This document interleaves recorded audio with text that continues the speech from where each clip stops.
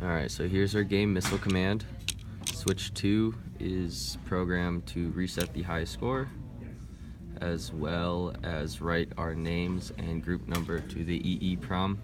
And on reset, it reads the EEPROM. So there's our group name and our names.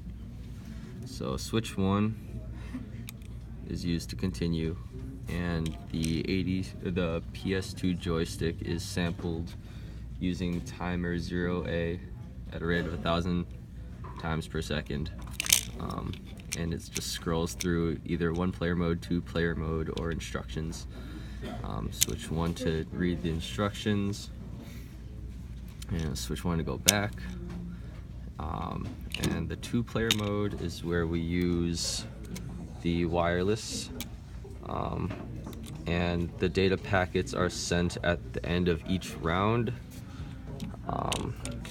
We also sample we have timer 1A running, so that every 3 seconds it tells us how many packets have been sent or received. So as you can see, the round has ended, and if you click switch 1, it waits for player 2 and updates the player 2 score. And you can see we now have sent and received 1 packet.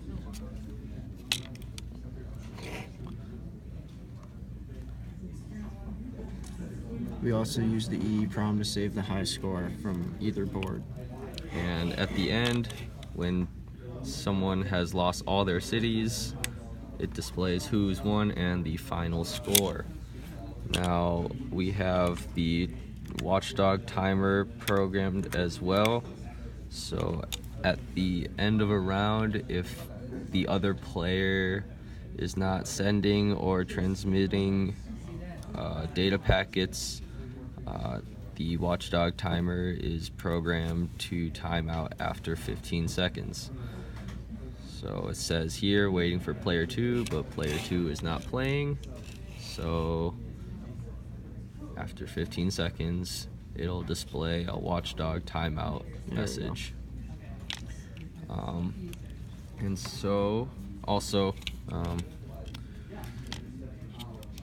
our game, the 8 LEDs over here correspond to how many missiles your cannon has, and the push buttons for the port expander MCP23017 are sampled and debounced via timer 0B.